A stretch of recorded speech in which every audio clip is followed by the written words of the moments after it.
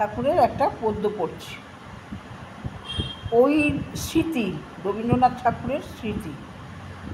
ওই দেহ পানে চেয়ে, ওই দেহ পানে চেয়ে পড়ে মোর মনে, যেন কত শত পূর্ব জনমের স্মৃতি, সহস্র হারারো সুখ আছে ও নয়নে, জন্ম জন্মান্তরের যেন বসন্তের গীতি।